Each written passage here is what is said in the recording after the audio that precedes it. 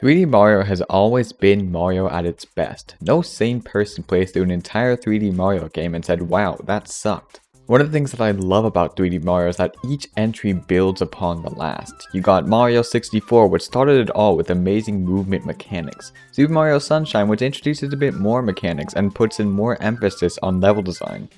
Mario Galaxy takes Sunshine's movement mechanics and level designs and turbocharges the level design to make new uses for those movement mechanics, and it forces you to be creative with them.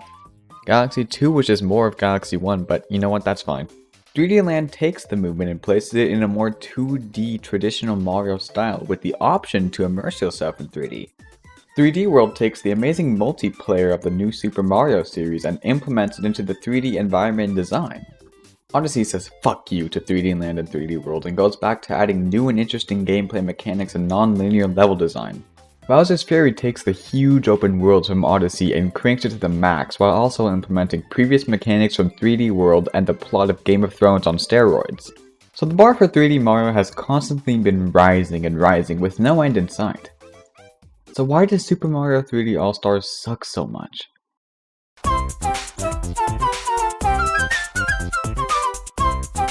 If you told someone a few years ago that we were getting ports of Sunshine 64 and Galaxy, they would go fucking mental. HD graphics, 16:9 ratio, and an all-in-one pack, wow, tell me more! There is no more. The biggest problem with 3D All-Stars isn't what it has, but what it lacks. Just look at the home menu screen, this is sad as hell. This collection may have 3 of our favorite games, but that's it. It's a port of 3 games for $60, which is way too much for 3 ports. Its marketing points are weak. HD graphics and a 16:9 ratio have been on emulators for years now, and even emulators, unofficial copied versions of Nintendo games, have more improvements than this, a literal Nintendo product. Not to mention, they've degraded tons of large parts of the games. In Super Mario 64, they removed a lot of game-breaking clips and bugs that allowed players to speedrun the game super fast. But those bugs aren't a bad thing, they allow a player to play the game how they want. And they sure aren't bugs you just stumble upon, you know what you're doing when you use these clips and these bugs, meaning that that's how the player likes to play the game. A large flaw I see in modern game design is developers forcing players to play a game how the developers intend. Players should be able to play the game however they want. It doesn't negatively impact the game at all, and it just makes for a funner play experience. This and the inverting of controls were the major downgrades of the original games. Luckily, they released a patch later on, allowing players to invert the controllers how they want. They added the soundtracks for all the games in the pack, but let's be honest, who is really gonna open their Switch just to play one specific song from Mario Galaxy? At that point, just watch it on YouTube. Assuming Nintendo hasn't deleted every Nintendo soundtrack off of YouTube by then.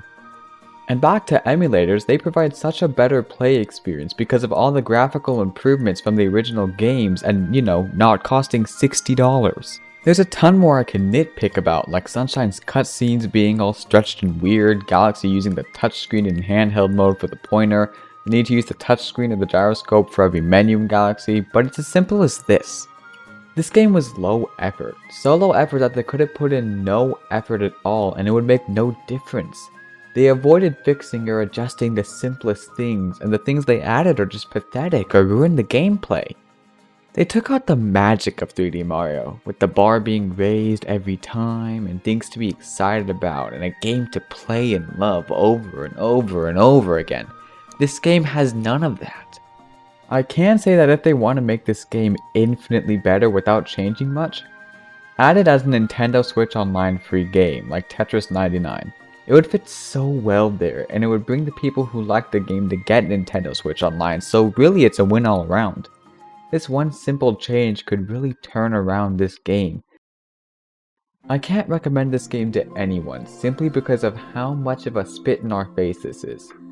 But my recommendation won't change too much because it stops selling tomorrow. That's about all I really have to say about 3D All-Stars. I hope you enjoyed this little short video, and I will see you all at Mario's execution. Oh, and don't forget to follow me on Twitch, twitch.tv/Jaysic05. Okay, bye.